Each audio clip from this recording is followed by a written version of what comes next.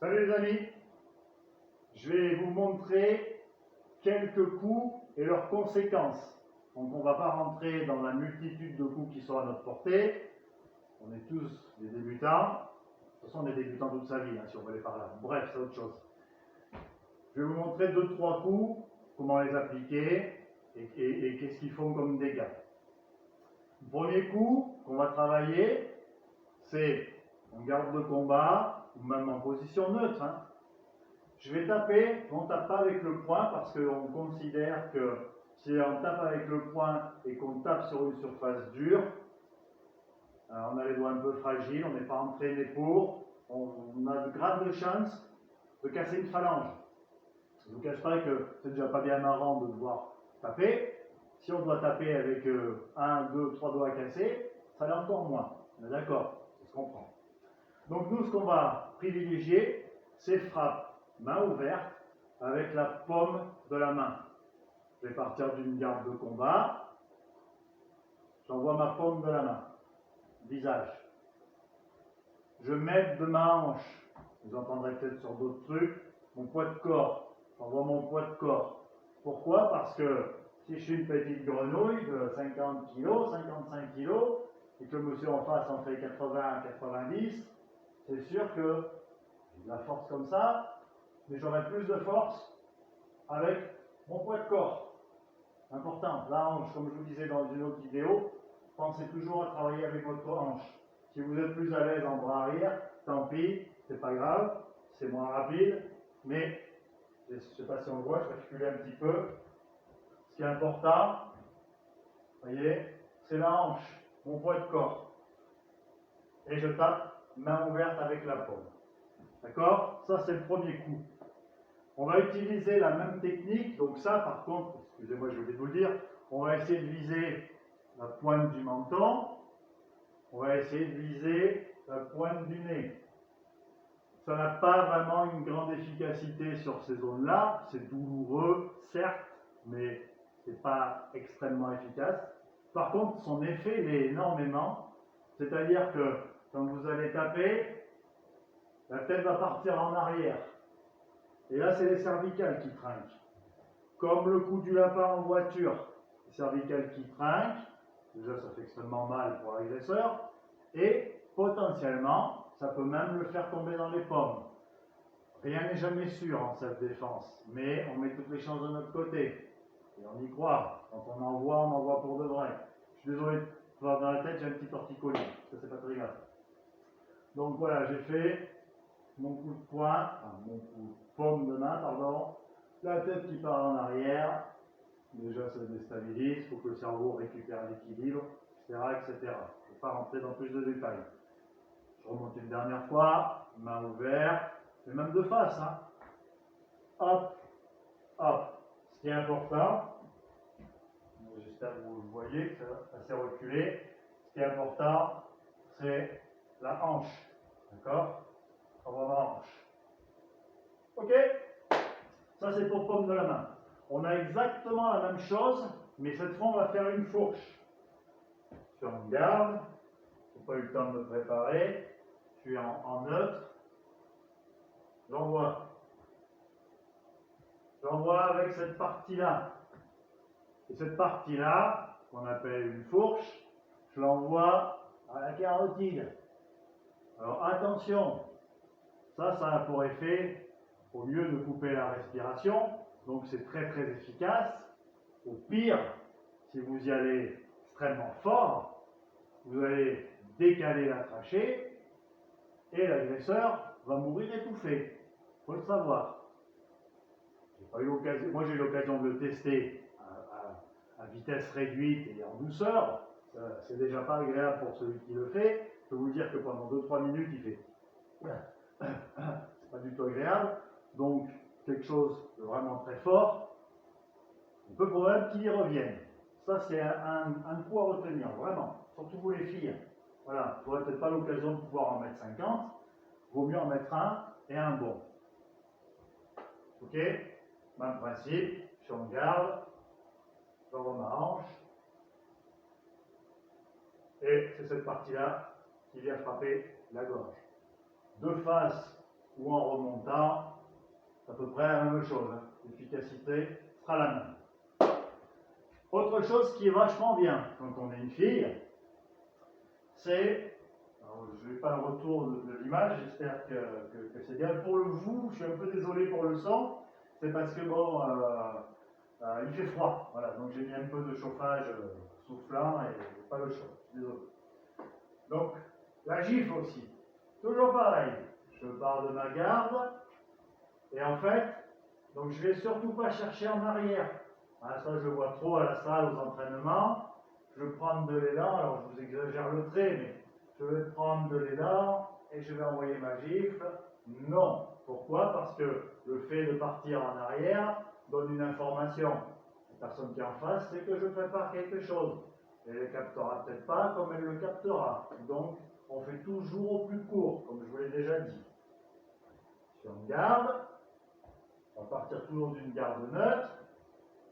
Les mains devant, je vous fais tout doucement, mon épaule part, ma main va se tendre, et ma hanche, pardon, envoie mon poids de corps. C'est-à-dire que le fait d'envoyer ma hanche, regardez, j'envoie pas mon bras, j'envoie que ma hanche. Vous voyez? C'est un bloc, mon épaule elle tourne, je vous le montre de côté, je ne sais pas si on va bien le voir, donc je regarde comme ça. J'envoie pas mon bras, j'envoie juste ma hanche. Vous voyez, ma hanche envoie mon épaule, je fasse vous le faire, hop, hop, hop, je profile, hop, vous faire de l'autre côté, hop, hop, hop, hop. L'important c'est ça, c'est d'envoyer sa hanche. Ça, ces vidéos-là, pour l'instant, j'ai fait tout seul, mais dans les futurs, je serai accompagné. Donc, on reverra tous ces mouvements-là avec un petit peu plus de détails et surtout les impacts sur des boucliers, éventuellement sur un casque, pour vous montrer vraiment la différence. Mais en préliminaire, on va appeler ça comme ça, voilà, je vous montre un petit peu les coups que l'on peut avoir. Ça, tout ça, c'est les coups avec le haut du corps. Main ouverte, fourche, paume. La main ouverte, on le verra dans d'autres techniques, on peut aussi s'en servir en double gifle. Mais on ne va pas la mettre n'importe où la gifle. C'est pas maintenant on n'a plus le droit de mettre une gifle aux enfants, mais c'est pas une gifle à un gamin, hein, c'est une gifle à un agresseur. Donc ce qu'on va faire, c'est qu'on va venir viser les oreilles. L'impact de ça, c'est quoi? On a tous la main un petit peu creuse, on est d'accord? Ça crée une pression d'air. Cet air, il faut qu'il aille quelque part. Le plus simple pour lui, c'est d'aller au fond de l'oreille. Au fond de l'oreille, on a quoi? On a le tympan. Ce qui est possible, c'est qu'on va éclater le tympan. Ça, c'est tant pis pour lui, c'est tant mieux pour nous. Même si on n'arrive pas jusqu'à éclater le tympan, on a dans notre oreille interne ce qui nous fait tenir l'équilibre. Voilà, si on tient debout sans y réfléchir, parce qu'il y a un mécanisme dans notre oreille, je pense que tout le monde connaît ça à peu près, qui fait qu'on tient debout droit. À partir du moment où on va venir le claquer, l'air va venir appuyer sur cette partie, l'agresseur, peu importe son gabarit, va au plus facile, au moins bien pour nous, tanguer. Et donc après on verra, mais ça on verra dans des techniques, ce qu'il faut enchaîner. La première chose à faire, si je peux, double gifle dans les oreilles. Ça c'est très efficace. Je vais me reculer un petit peu. Ensuite on va avoir deux coups de pied. Je vais vous en montrer un rapidement. Je monte le genou. J'oublie jamais d'être en garde. Je monte le genou et je vais venir déplier. Alors on ne déplie pas à fond complet. Tout dépend de la distance à laquelle on va être. On ne déplie pas à fond, c'est exactement comme le coup de paume de main. On ne déplie pas à fond jamais. Pour deux raisons. La première, c'est que si on déplie à fond, on risque de, surtout dans le vide, on risque de se faire mal au coude. Et on ne déplie pas à fond pour la deuxième raison, c'est qu'on veut garder un petit peu comme une sorte de ressort. C'est-à-dire que je vais taper, mais il faut que ma main revienne en position de garde le plus vite possible. Donc je garde un petit peu d'élasticité dans le mouvement. Alors, si je tape à fond, je m'abîme peut-être le coude, mais je perds toute l'élasticité, tout le ressort que j'aurais pu avoir si j'avais gardé mon bras légèrement fléchi. C'est pas ça, c'est ça. C'est pour ça qu'il faudra, mais ça, il faut vous entraîner pour analyser, repérer la notion de distance. Hein. Vous n'allez pas faire ça s'il est à 2 mètres. Hein, on n'a pas des bras de 2 mètres. Enfin, moi, j'en ai pas en tout cas. Et le même principe pour le coup de pied. Coup de pied, je monte, je déplie, et j'essaie de revenir très très vite. Là, je suis en danger dans le sens où je ne suis en équilibre que sur une jambe. Je ne suis pas à l'abri d'une balayette, je ne suis pas à l'abri d'une entorse, je ne suis pas à l'abri de rien. Donc, je monte, je déplie, et je reviens immédiatement m'ancrer. D'accord? Comme ça, là, je suis bien stable. Donc, de face, je monte, je déplie, et je viens m'ancrer. D'accord?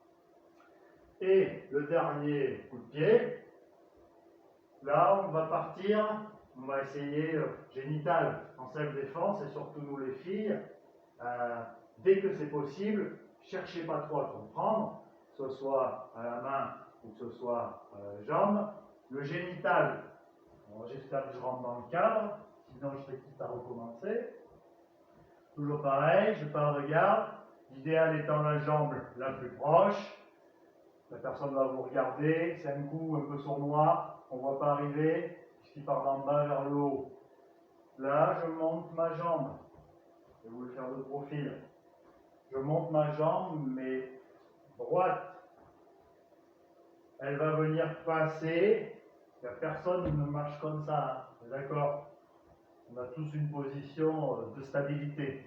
Donc, le fait de l'envoyer au milieu et de partir d'en bas, elle va être guidée le long de mon mollet, le long de l'intérieur de la cuisse, et obligatoirement, elle va arriver sur le génital. Encore une fois, je mets de ma hanche. C'est pas je suis raide comme un piquet, j'envoie mon pied. Là, par contre, il faut vous entraîner vraiment. Et montrez-moi des vidéos, je vous montrerai si ça va, je vous corrigerai comme c'est expliqué. Légèrement le bassin, voyez, je lève ma jambe, hop, légèrement le bassin. Ça envoie la jambe tout seul. Pourquoi ça? C'est simplement pour gagner en vitesse et en puissance. Attention de ne pas aller trop loin en arrière. Parce que là, qu'est-ce qui se passe? Vous êtes sur un carrelage, vous êtes sur du gravillon, vous êtes sur de la neige. Et c'est la chute assurée. Vous allez vous péter la tronche en arrière. D'accord? Donc, petit, léger mouvement de hanche. Voilà, c'est le tout pied qui me gêne. Ok? C'est bon? Je récapitule. Je garde. Paume. Hanche. Gifle.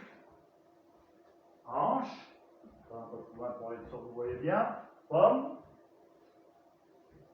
Gifle.